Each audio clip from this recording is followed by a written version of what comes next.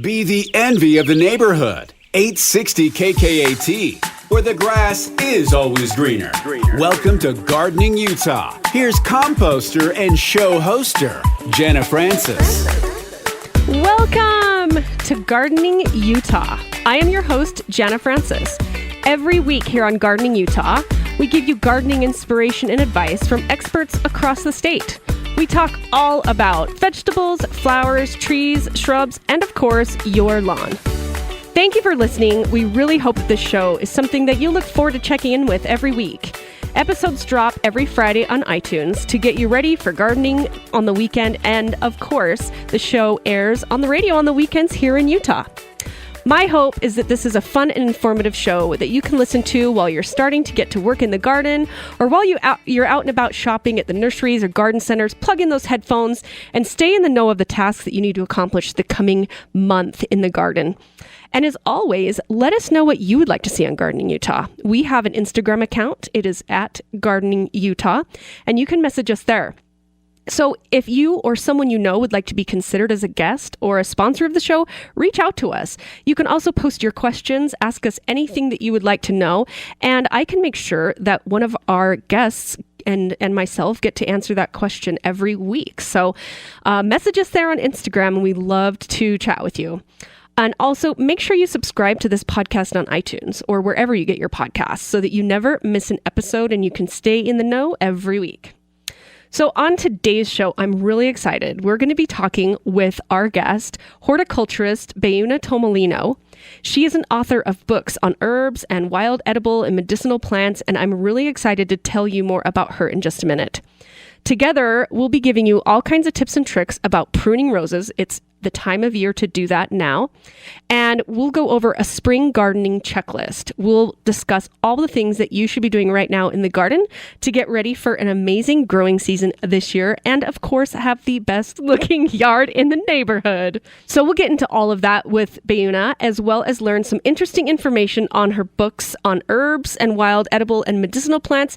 And we'll also learn about her store, Basil Rose Bountiful, and she has gardening classes there. So we'll tell you all about those as well. But first, my tip of the week. And now, the tip of the week. My tip of the week is start with the soil. There is nothing more important to the foundation of growing than the soil.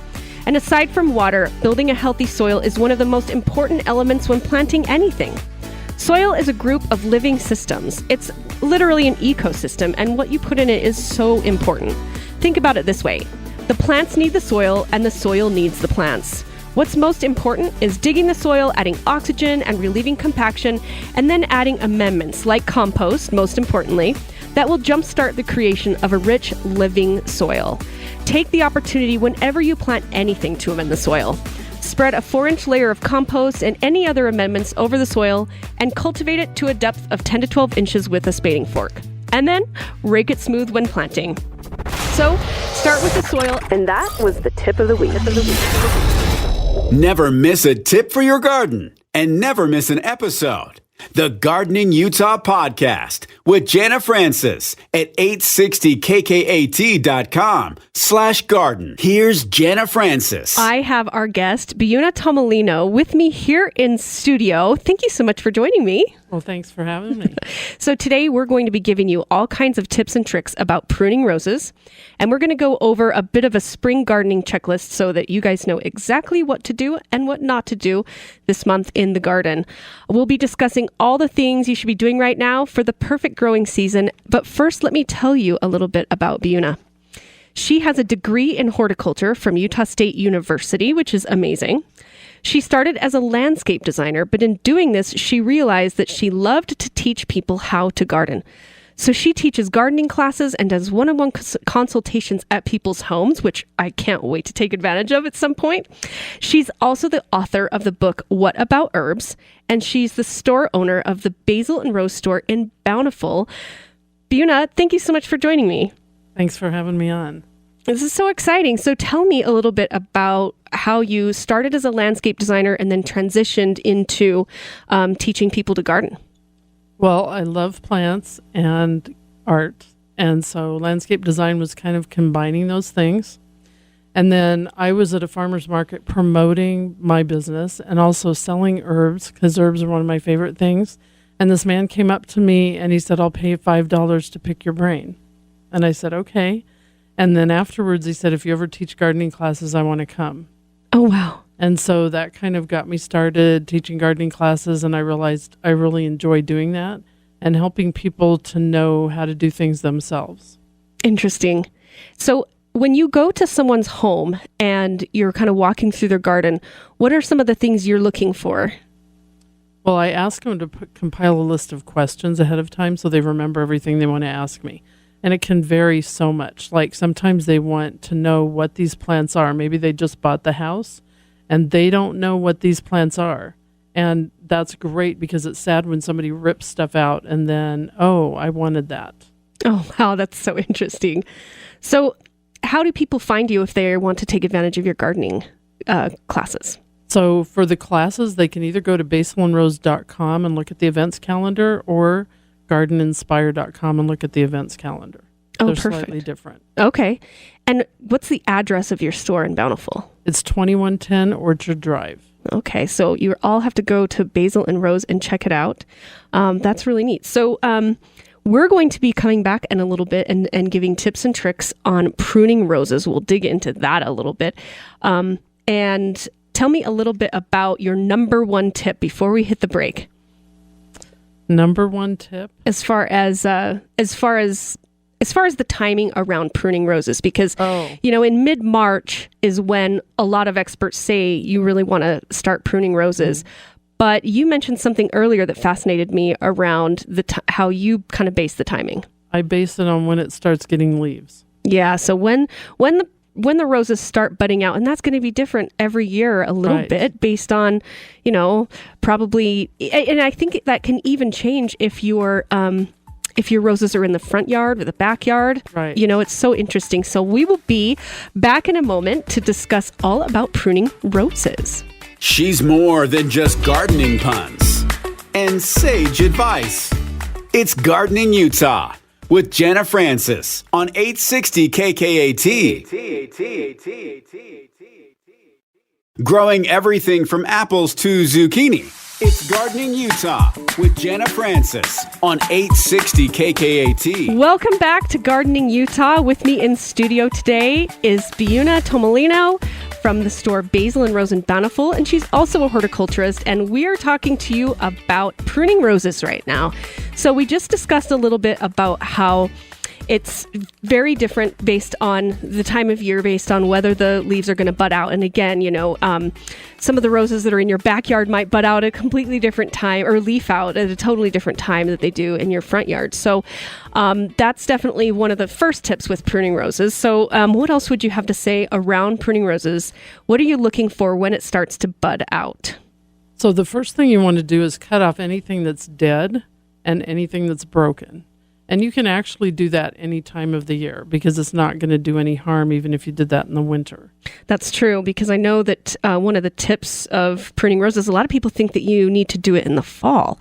And I'm blown away at how many people I actually see, even, in homes around my neighborhood, that they're out pruning the roses in the fall. And I just think, no, because you're really kind of encouraging it to grow more, which you don't want to do when, the winter hits. But like you said, you can remove dead and weak and broken pieces at any time. Right. I've also heard that, talk to me about suckers with the rose plants, because that happens to me every once in a while with some of my roses, where you'll just get, a big, long, spindly sucker that's coming out of the ground. Tell me about pruning those back. Can you do that at any time? And how does that even start out? So a lot of roses are grafted. So Okay. what the roots are is a different kind of rose than what the top is. So the roots might be a wild rose. Yeah, see, I've noticed that, it might be a hybrid tea or even a shrub rose. And I noticed that, once those start growing out, if you actually let it go and don't get it cut back, they're usually like that, a red rose, but it's, really, it looks very different than the actual plant. It's usually thornier, and it's usually a smaller flower. Yes. And you can see the yellow center of the flower in that case. So sometimes people will think, well, why is my rose suddenly got these different kinds of flowers? It's probably that the roots took over the whole plant. So one reason you don't want to prune in the fall is the top part can die completely, and then you can end up with just the roots growing, and then you just end up with a wild rose in your yard. Oh, so that can happen, but also if you have one of those suckers coming out, so it's coming out of the ground, and it seems to be growing differently than the rest of the rose, you want to cut that off. And I would probably do that in the spring, just to be sure. Okay. But don't let it stay around. Cut it off as soon as you can. Cut it back as far as you can. Okay, so it is okay then to cut suckers back as soon as you see them. Yeah, I would probably do it in the spring, though, just to be sure. But that's most likely when you're going to see them anyway. Yeah. And really, I've heard that controlling suckers from the rootstock helps to promote larger, more beautiful flowers on the actual real plant. And I don't know, but that kind of makes sense to me, because it's not giving that energy to a rose that you probably don't want.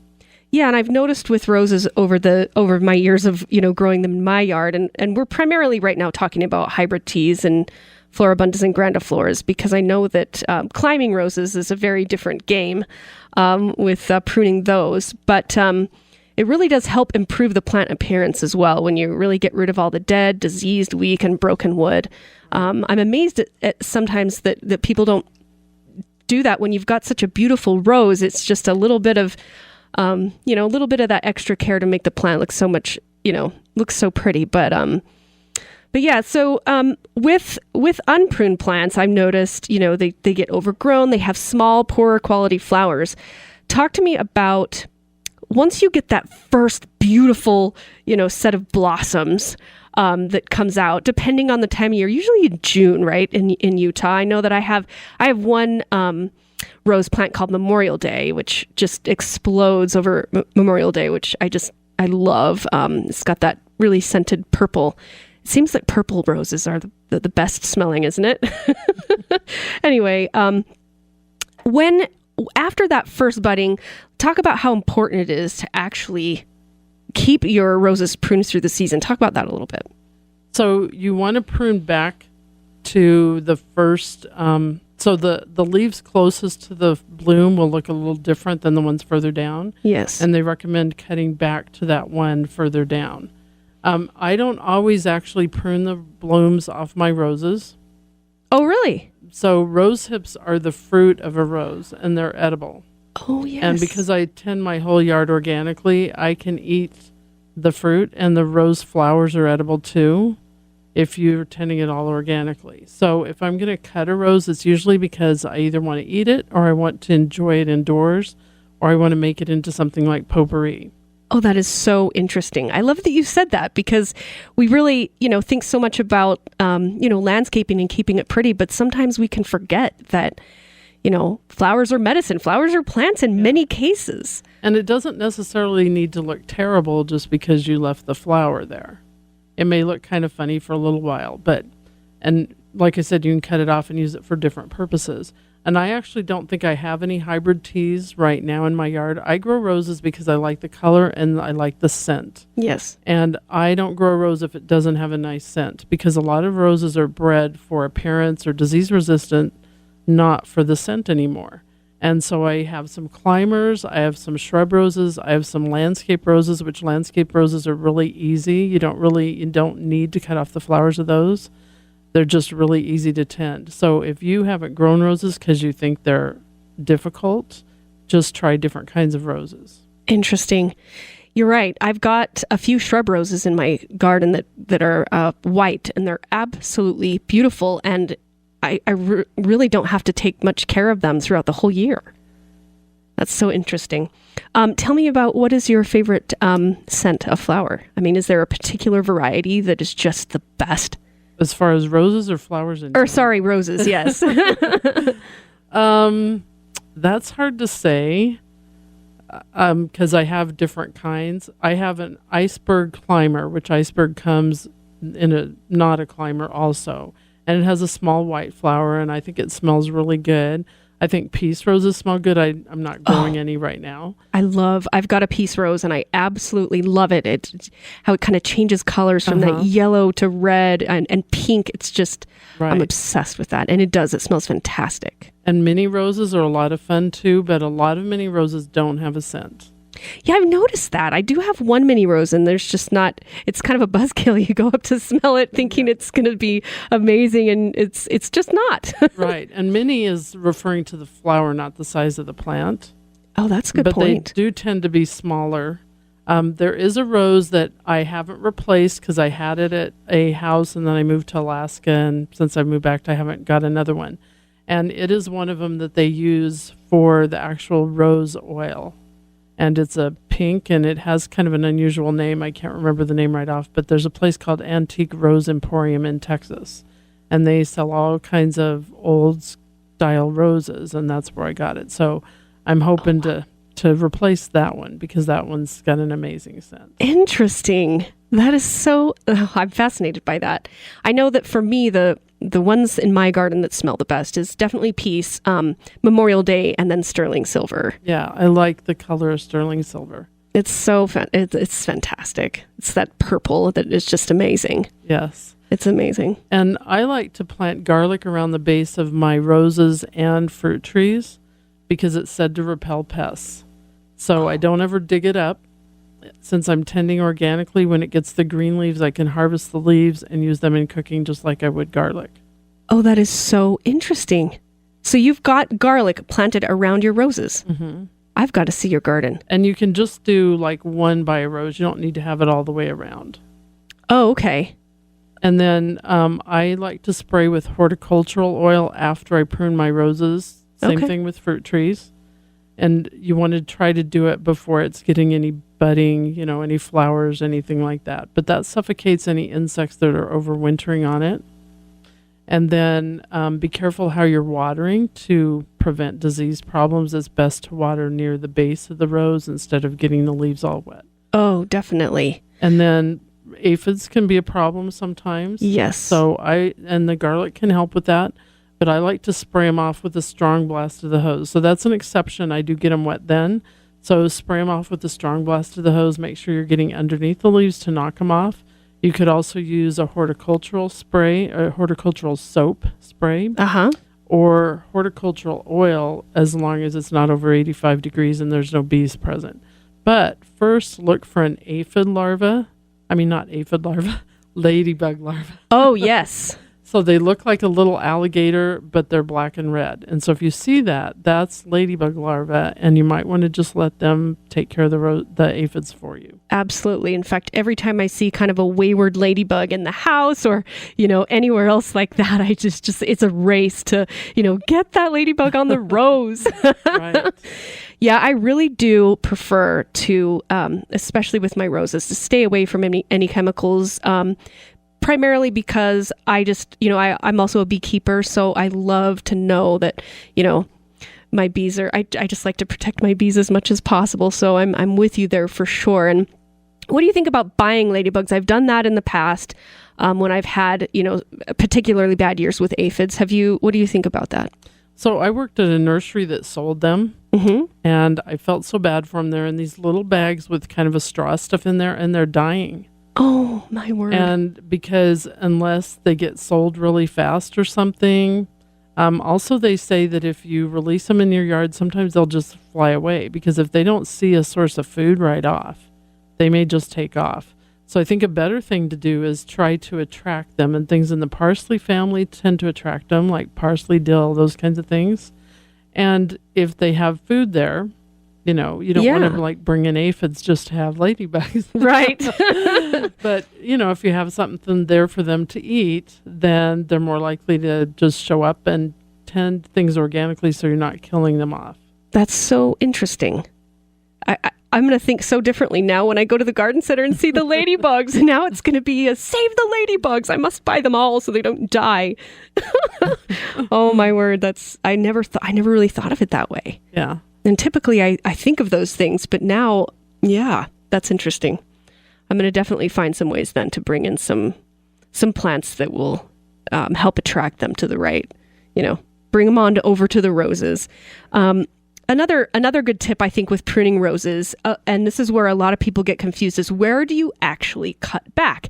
And I think that I think it was Martha Stewart that had showed a diagram of the leaves on the rose. And so you look for, correct me if I'm wrong here, when you're looking at the actual rose, you're looking for the place where it has 5 leaves that have budded out, correct? That's what they say, and they're starting to say that maybe that doesn't matter. Oh, really? So, okay.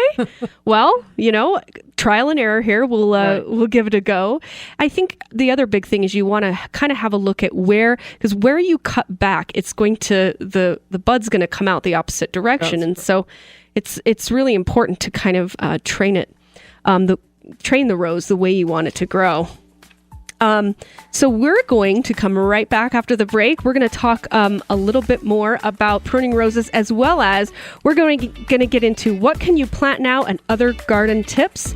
We'll see you in a minute. 860 KKAT with Jenna Francis and Gardening Utah, where it's always mulch time.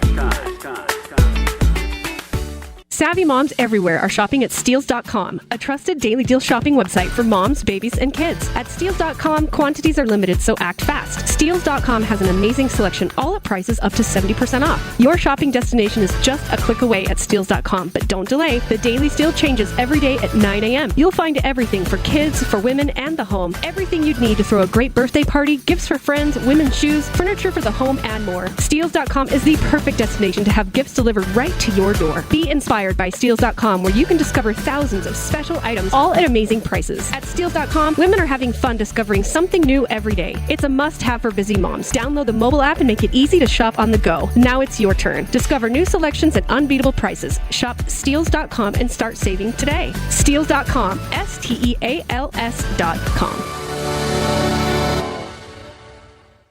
Growing everything from apples to zucchini. It's Gardening Utah with Jenna Francis on 860 KKAT. Welcome back to Gardening Utah. I'm your host, Jenna Francis.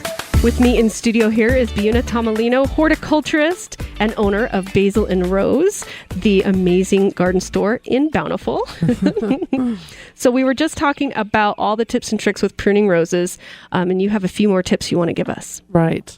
So, and actually, whenever you prune anything, make sure you're pruning right above where there's a bud or a leaf or a branch. If you just cut it just randomly in the middle somewhere, that part's going to die back anyway. Yes. And you'll just end up with this black stump. But don't cut too close to the bud. But like you mentioned before the break, you want to make sure that the bud's going in the direction you want that to grow. Yeah, and I've heard tips and tricks as well with what I try to do too is have it go outward instead of inward, because then you can get so many spindly stalks, if you will. The other thing that I've heard is, talk to me about the size of a pencil. I've heard you want to cut back anything that isn't thicker than a pencil. Is that true? I would say that's true. There are some differences depending whether it's a hybrid tea or a floribunda or whatever. Yes. And so it's kind of hard to go through all the specifics that way. Usually hybrid teas people cut back drastically. Yes. And some of them you don't need to go back that far as how much you're pruning. Yeah. But if something's just kind of going straight up, usually you want to cut that one out. Yeah, you want to make it look uniform and that kind of thing. And talk to me really quick. It sounds like you've got some climbing roses, and that's a completely different game. Give us a few tips there. So it's my understanding that they bloom better if they are actually have branches that are going horizontally. So if your rose is just going up straight, it may not bloom as well as if you train it to have some of the branches going out horizontally. Interesting. And some people think, oh, climbers are always this size, or, they may have different ideas. Climbers vary a lot. Some climbers aren't all that big and some get pretty big, but you do need to have some way to support it. Like, what's it going to be against? Do you need to, gently tie it on to whatever that is? Because it isn't going to wind around anything, of course, like a vine would. Right. That's so interesting. I don't have any climbing roses in my garden now, but I have had them in the past, and I need to get some more because they're so pretty. Yes. There's even a peace rose one, so maybe I could have a peace rose climber. Right. Talk to us about the did you say it's called systemic pesticides? Yes. Okay. So a systemic pesticide means it goes into the plant. So they're used on roses quite a bit. So that's why I wanted to bring it up. They're also used on trees and shrubs. So it goes into the plant, it kills anything that feeds on it. So it's like overdoing it for aphids, in my opinion. But that's a lot of reason why people tend to use it on roses. And you can get it as granular and put it around the rose, or you can get it that's a liquid and dilute it. So the problem is because it's killing everything on the plant, they believe it's harming honeybees too. And so there's actually a documentary called Vanishing of the Bees that's many years old, and they talk about systemic pesticides. But it's not something I would use as an organic gardener, and you certainly wouldn't want to use it if you're eating it. But it's going to do harm to things too that you don't want to harm. Yeah, see, that's the downside of, of chemicals in the garden, really, is that it can really, you're trying to go after one pest, but in an essence, you're doing damage to friendly pests as well. Right. And a lot of the, it's quite a balance, isn't it? Yes. But I've never had very many pest problems, but I try to have a healthy soil, and I grow things in a way and tend things in a way that I have beneficial insects, and I don't tend to attract the bad guys. Yeah, I love that. That's so interesting. And just really creating just a sustainable, healthy ecosystem all around. Right. Absolutely. That's friendly to bees. That is definitely one of my passions, is protecting bees. And we'll talk about that someday up in future episodes for sure. And it's not just the honeybees, but the native bees too. Oh, that's true. Absolutely. There's a lot of those in Utah. Yes. Talk to me a little bit more. You mentioned rose hips. Go over that a little bit in more depth.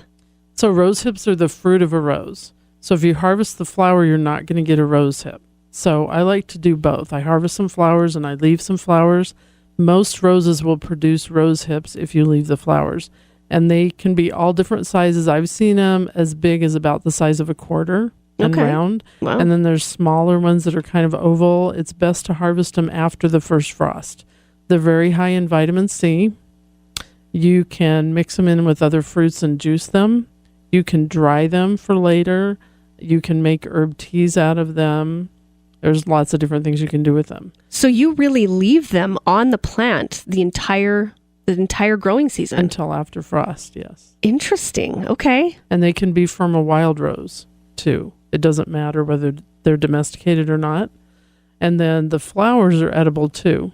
Yes. So you can put them in salads. You can put them in ice cubes in a punch bowl or whatever, because they're just really pretty. Yeah. And you can make jelly out of them. Oh, interesting. I think my grandmother did that once. I think I remember seeing her do that. Last year what I did, especially with my Memorial Day rose, just bloomed like crazy over Memorial Day. And I saved a lot of the petals and ended up making bath bombs out of them. Yeah. There was a fun little recipe that I saw, and so it smelled amazing. When somebody was just telling me that they saw something about taking roses you were given, and I can't remember what she said to make out of them, but if somebody gave you roses and they weren't grown organically, you probably don't want to do that.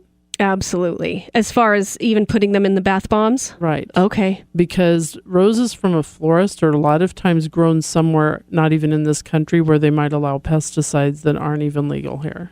That's a really good point. So making sure that if you're, using the plant for, eating purposes or for, bath and body products. Or even potpourri. Yeah. Mm-hmm. To make sure to really utilize those grown organically or those that you've, grown in your own garden. Another reason to grow your own. Absolutely. Isn't that the truth? So we're going to start talking a little bit about all the different plants that you can plant this time of year. So what about, let's talk about cool season vegetables.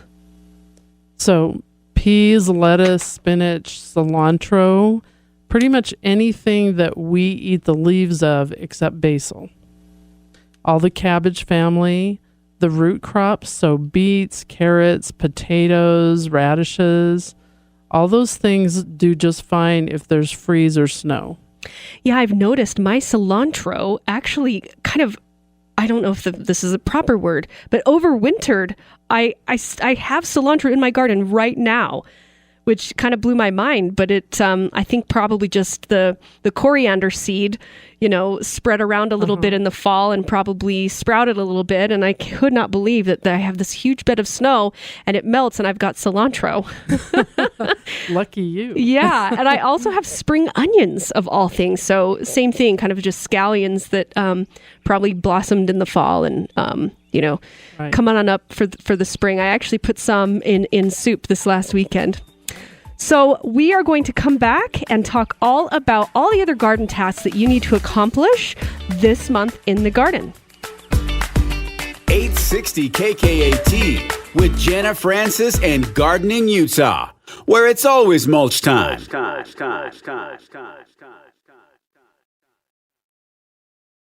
Growing everything from apples to zucchini. It's Gardening Utah with Jenna Francis on 860 KKAT. Welcome back to Gardening Utah. I'm your host, Jenna Francis. With me in studio is Horticulturist Beuna Tomalino. And we are talking about all the tasks that you need to accomplish in your garden this month. Now, first of all, I'm obsessed with your business card.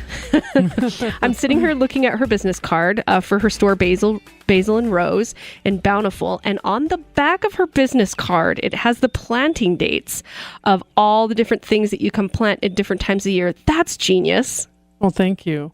And it can apply to anybody because you just find out when your average last frost date is, you plug it in there, and then it tells you based on that when to plant. That is so smart. I love this. What a great idea to utilize the back of the business card with, useful information. I love it. Yeah. So speaking of useful information, as we talk about all the gardening tips, you actually have a list of tips on your website. Right. And that's on my Garden Inspire website. Okay. So if you go to gardeninspired.com and just search spring, at the very top, the first one that comes up is 13 ideas for garden spring cleaning. Fantastic. Well, let's go over those for our listeners. Okay. So one is if you haven't pruned fruit trees yet, you want to get them pruned. Yes. And then use horticultural oil on those, and that suffocates all the insects overwintering on the trees. That's perfect because actually next week we're going to get into fruit tree pruning and that kind of thing with Alex Grover. So That'll be fantastic. And then the next thing on the list is about pruning roses. Yes, which we just went into.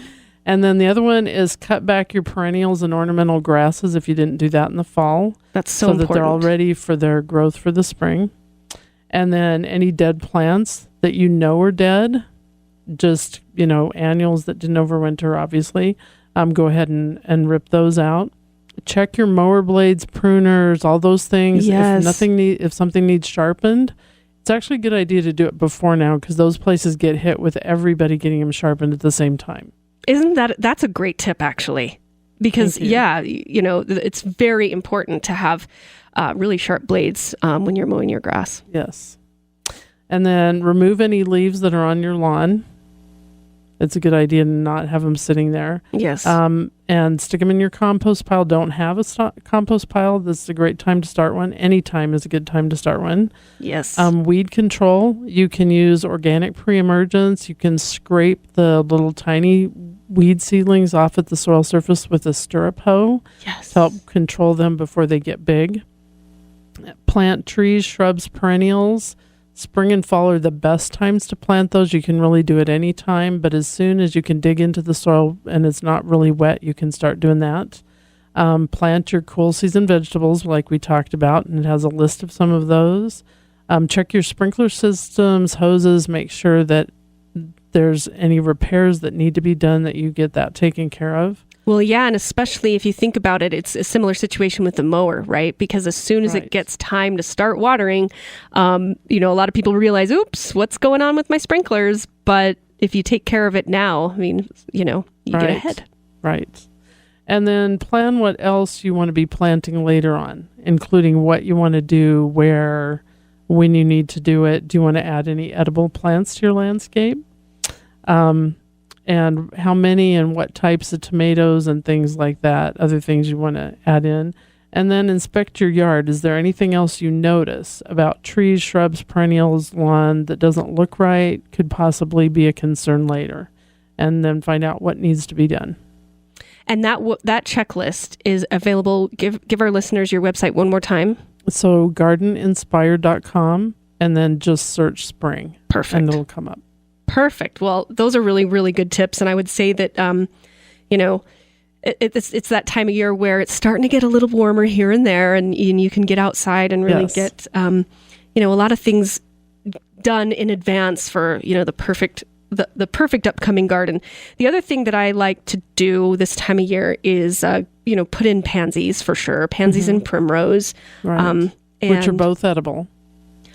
Ooh, let's talk about that. So as long as they're grown organically, of course. Yes, so, okay. Yes. Now, in garden centers, typically they're not organic, correct? Right, I mean, most likely been planted with Miracle-Gro or whatever kind of fertilizer. And possibly some pesticides. Oh, that's a good point. Which would be even a bigger concern. So it would make sense if you did want to have edible violas or pansies to grow those from seed yourself. Or find somebody that has them. I'm just, because my store hasn't even been open a year yet, I'm still sourcing things.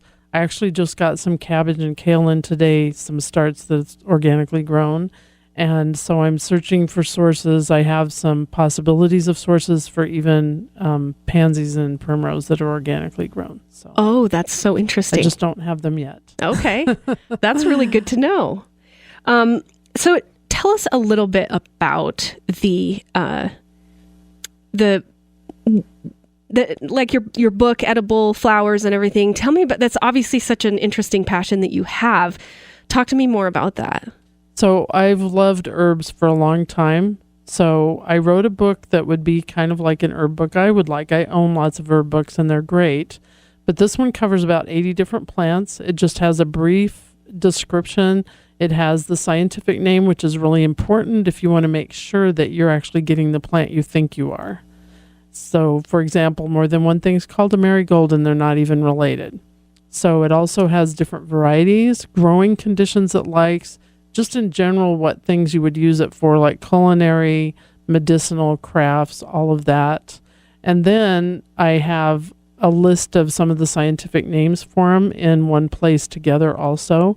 And then in the back, I have what I call shopping lists. So you can actually take that book with you and to my store or somewhere else and say, hey, I'm looking for these plants. So if you want to create a Shakespeare garden, plants that Shakespeare mentioned, in other words, it has a list of plants. If you want to know what are some drought-tolerant herbs, it has a list of plants. If you want to know what some of the lemon-scented and lemon-flavored herbs are, it has a list of plants. Just some lists like that in the back. I love that. And where can people pick this up? At basilandrose.com. Okay. I did have the ebook on Amazon. I don't remember if it's still there or not. Okay. But I do have the physical book in my store. And remind our listeners what the book is titled. It's called What About Herbs? What About Herbs? Yes. Okay. That sounds so fascinating. I'm going to definitely check that out.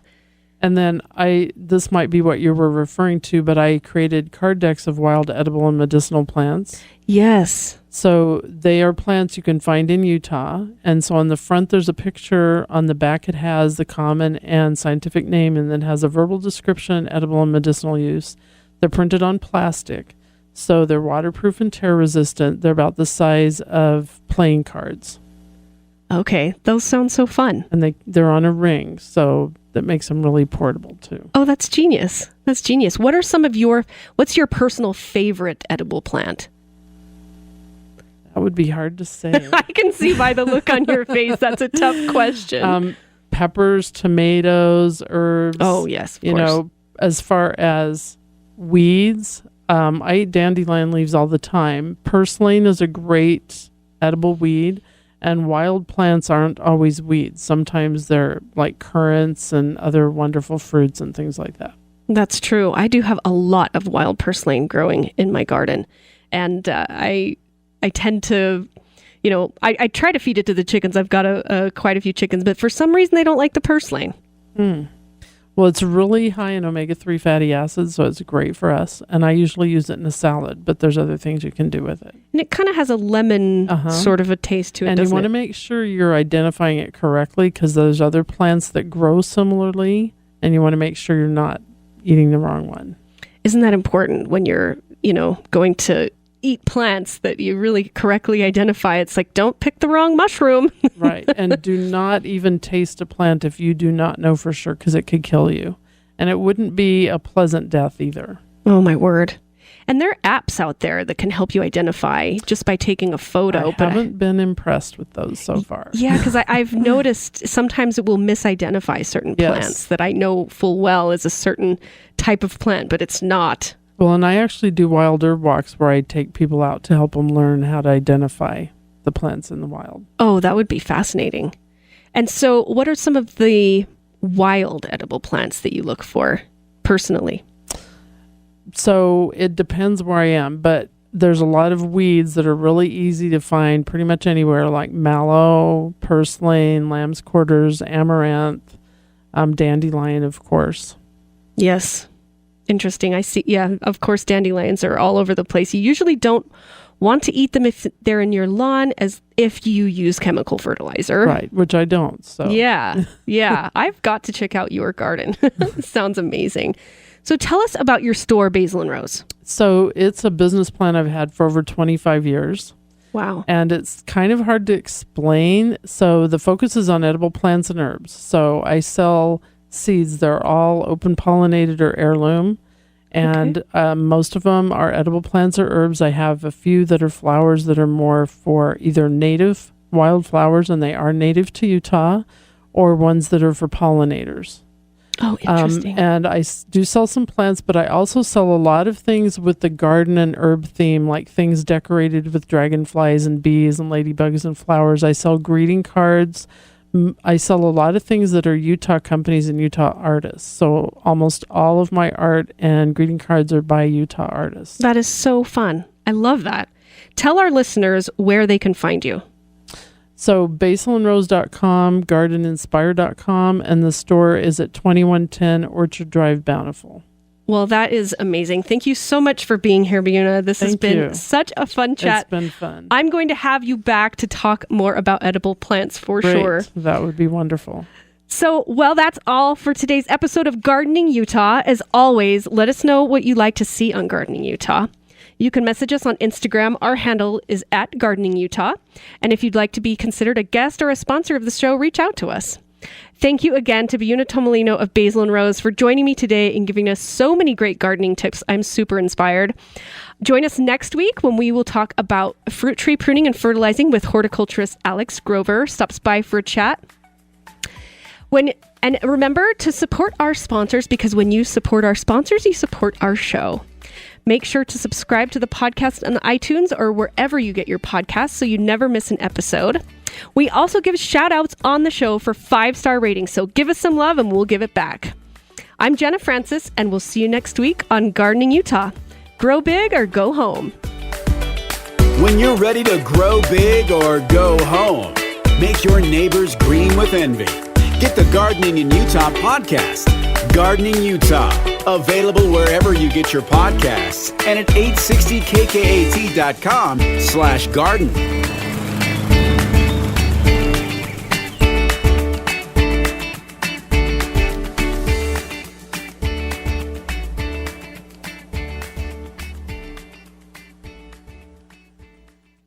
Savvy moms everywhere are shopping at Steals.com, a trusted daily deal shopping website for moms, babies, and kids. At Steals.com, quantities are limited, so act fast. Steals.com has an amazing selection, all at prices up to 70% off. Your shopping destination is just a click away at Steals.com, but don't delay. The Daily Steal changes every day at 9 a.m. You'll find everything for kids, for women, and the home. Everything you'd need to throw a great birthday party, gifts for friends, women's shoes, furniture for the home, and more. Steals.com is the the perfect destination to have gifts delivered right to your door. Be inspired by Steals.com, where you can discover thousands of special items, all at amazing prices. At Steals.com, women are having fun discovering something new every day. It's a must-have for busy moms. Download the mobile app and make it easy to shop on the go. Now it's your turn. Discover new selections and unbeatable prices. Shop Steals.com and start saving today. Steals.com, Steals.com.